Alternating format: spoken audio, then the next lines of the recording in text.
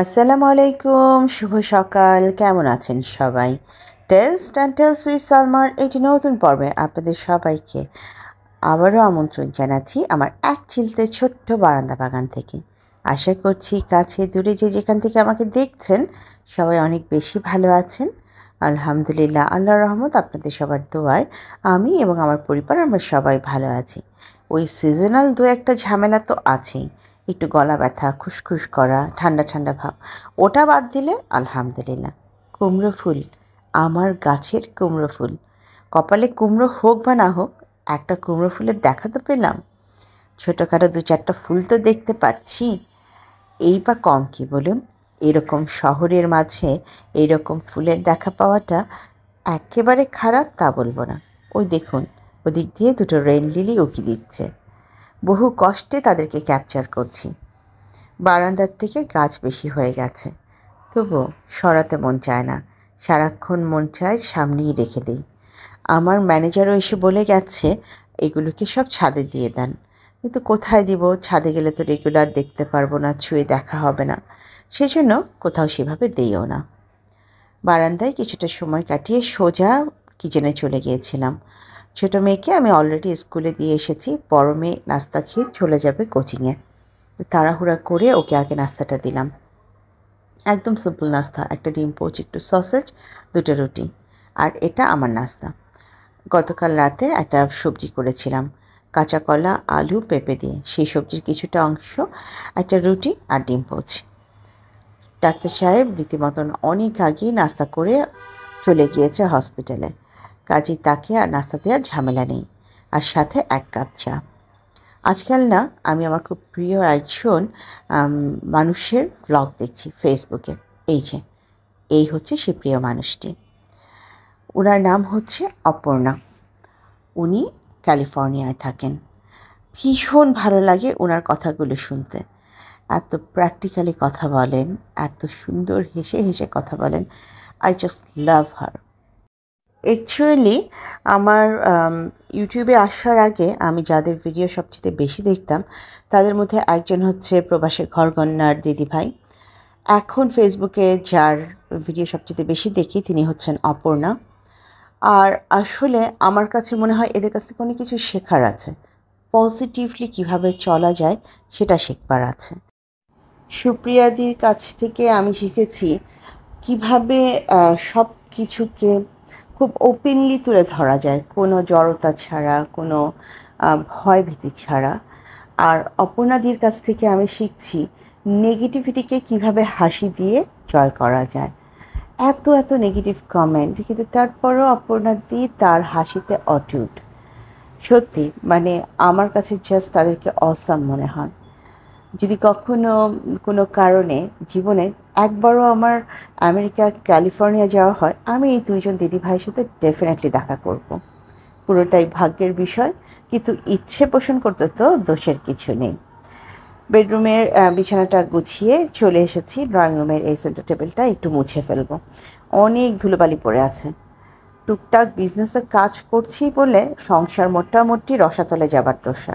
কারণ আমি এই সংসারের একমাত্র ক্লিনার, আমি এই সংসারের কুক, আমি এই সংসারে বাজার করার ছেলে, আমি এই সংসারের বাচ্চাদেরকে নিয়ে দৌড়াদৌড়ি করার মানুষ, আমি এই সংসারের সব কিছু। কাজেই একটা জায়গায় যখন অনেকটা সময় দিয়ে ফেলি না, তখন অন্য জায়গাটা কেমন জানি অসহায়ের মতো আমার দিকে তাকিয়ে থাকে, আর মনে মনে বলতে থাকে, আয় একবার আমার কাছে আয়, আমাকেও একটু পরিষ্কার করে দিয়ে যা। আজ আমার ড্রয়িং রুমের এই সেন্টার টেবিলটা সাজাচ্ছি আমার খুব প্রিয় কিছু প্রোডাক্ট দিয়ে। ভুটানে থাকা অবস্থায় আমি সব সময় আমার ড্রয়িং রুমের সেন্টার টেবিলে কিছু ড্রাই ফ্রুটস রাখতাম। কোনো গেস্ট আসুক বা না আসুক, নিজে যখন একটা বই হাতে নিয়ে পা দুটো টুলের উপরে তুলে দিয়ে গান শুনতে শুনতে বই পড়তাম, তখন অবশ্যই ড্রাই ফ্রুটস থেকে টুকটাক কিছু আমি মুখে দিতাম। অনেক দিন পর আবার সেই পুরনো জিনিসটা মনে পড়লো, আর মনেই যখন পড়লো তখন মনে হলো বেশ, আমি যে নতুন কালেকশনগুলো এনেছি সেটাই না হয় আজকে সাজাবো। আমি কাজ করছি আর আমার ছেলে আমার পাশে পাশে ঘুরছে। আমার জান বাচ্চাটা, আজকাল ওকেও ঠিকঠাক মতন সময় দেওয়া হচ্ছে না, তবে সে কিন্তু আমাকে ঠিক মতন সময় দেয়। আমি যেখানে সে সেখানে। ড্রয়িং রুমের এই সোফাগুলো মোটামুটি গোছগাছ করে ভাবলাম দেখি ঘরে কী কী ড্রাই ফ্রুটস আছে সেগুলো দিয়ে আজকে না হয় আমার এই শখের জিনিসটাকে আমি গুছিয়ে নেব। ফ্রিজ হাতড়ে পেলাম কিছু বাদাম, এটা আমি সবসময়ই আমার ঘরে থাকে, আমার হাজব্যান্ড খায়, আর কিছু কিশমিশ। এইগুলো মূলত ক্যান্ডি জার, কিন্তু আজকে ঘরে কোনো ক্যান্ডি নেই বলে আমি আর ক্যান্ডি রাখতে পারলাম না। এই জারটা খালি রয়ে গেল। খুব শিগগিরই ইচ্ছে আছে কিছু ক্যান্ডি কিনে এনে এখানে দিয়ে দেব। আর এই ক্যান্ডি জারগুলো এত সুন্দর, এটা হাত দিয়ে না ধরে দেখলে কেউ বিশ্বাসই করতে পারবে না। দু চারটা নিজের জিনিস দিয়ে যে সংসার সাজিয়েছি সেগুলোর যত্ন ঠিক করে করা হচ্ছে না। তো আজ একটু একটু করে এই ওয়াল হ্যাঙ্গিংগুলোকে পরিষ্কার করে নিচ্ছি।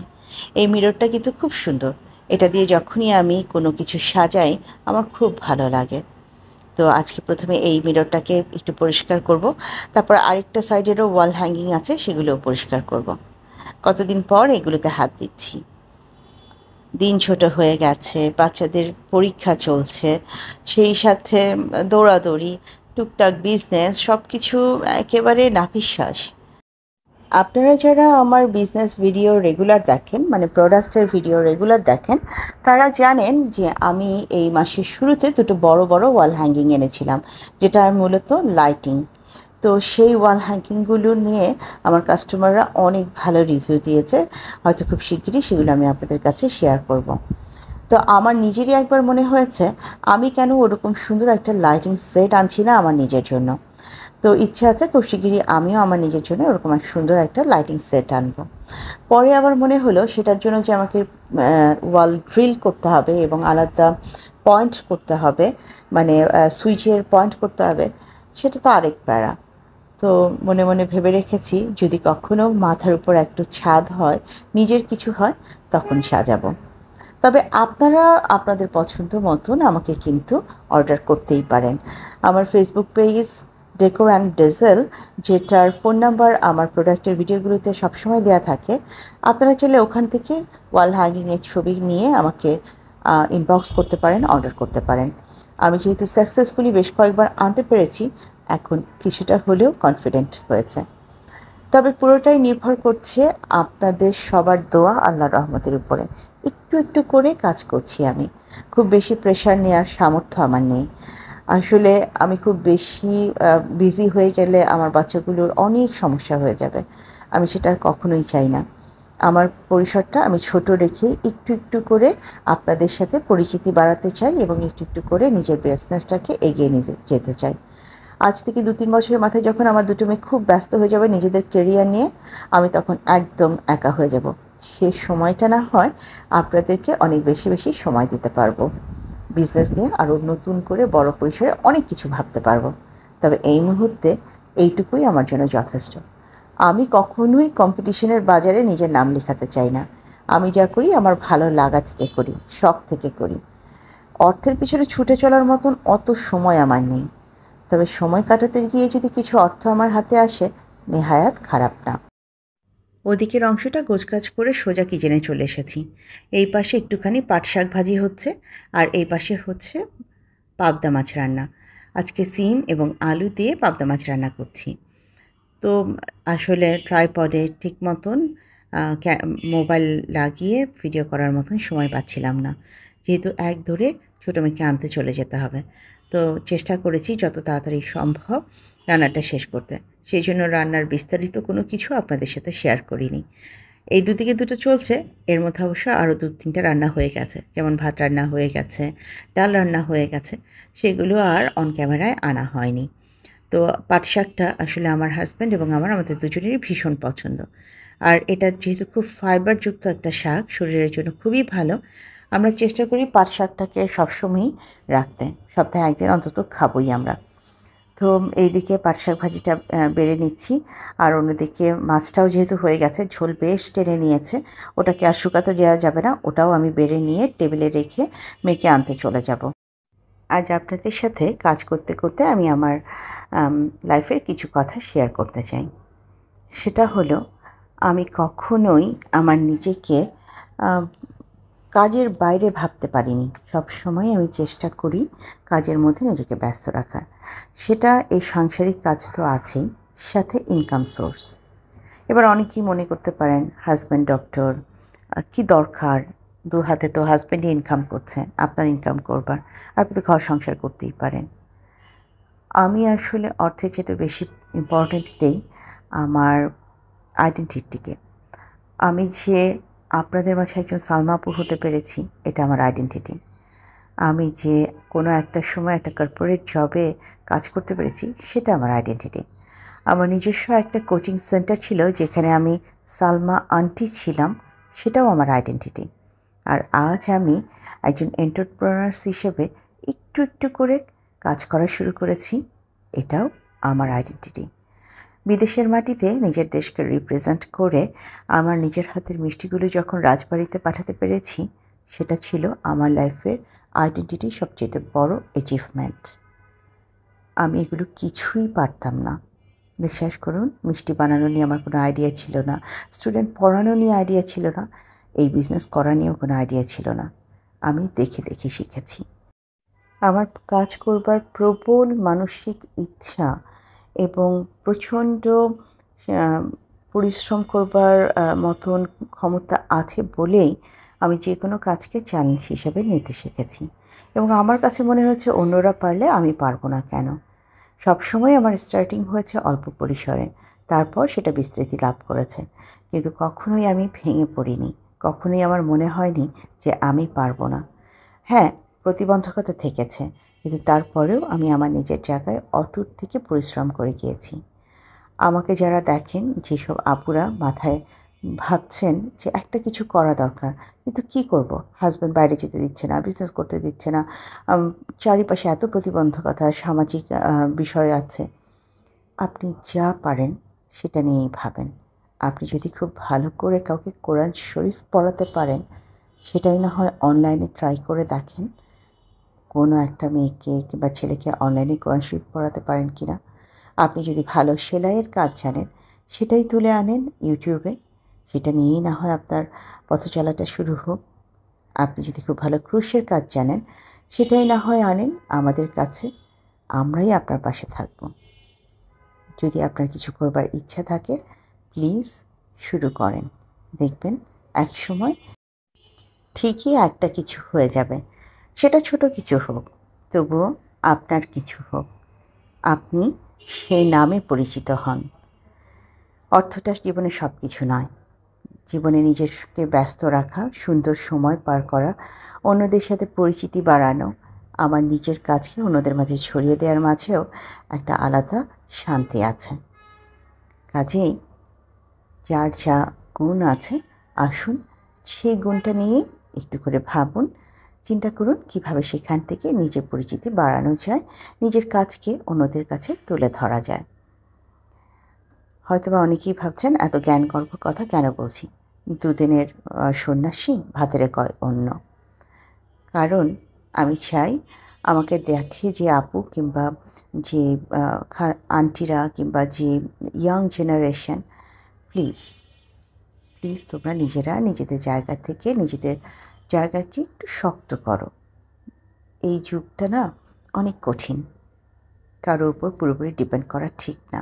নিজের পায়ের তলার মাটিটা যখন অনেক শক্ত থাকবে না, তখন দেখবে সমাজও তোমাকে রেসপেক্ট দিয়ে কথা বলবে। এবার জ্ঞানগর্ভ কথা বাদ, চলে আসুন সবাই, পেয়ারা মাখানো হয়েছে, একসাথে খাবো। নানান কাজের ভিড়ে আজকে আর দেখানো হয়নি টেবিল কিভাবে সাজিয়েছি। এটা দুপুরে ভাত খাওয়ার পরের একটা অংশ। ডাক্তার সাহেব বলল, তোমার বেশি করে এই ধরনের ফ্রুটস খাওয়া উচিত। আমার ছোট্ট একটা শারীরিক সমস্যা চলছে, সেই জন্যই সে আমাকে এটা খাওয়ার সাজেশন দিয়েছে। তো আমিও খানিকটা অভিমান নিয়ে বললাম, কেউ কেটে না দিলে খাবো না। তো তার যে কাটার ছিরি, সেটা দেখবার পর আমার মনে হয়েছিল আমি নিজের মাথা চাপড়াই। কেন আমি তাকে বলেছি আমাকে পেঁপে কেটে খাওয়াতে। সে প্রথমে এই পেঁপেটাকে এইভাবে স্লাইস করে নিয়েছে, তারপর সেটার থেকে খোসা ছাড়িয়ে দিয়েছে, তারপর সেটা কেটে এভাবে হাতে তুলে দিয়েছে। আমি কতক্ষণ তাকিয়ে থেকে বললাম, এভাবেও পেঁপে কাটা সম্ভব? তো সে আমাকে জানালো, সার্জনদের সাথে থেকে থেকে তার নাকি অনেক ভালো আইডিয়া হয়ে গেছে কিভাবে কোনটাকে পিস করতে হবে, কোনটাকে কী করতে হবে।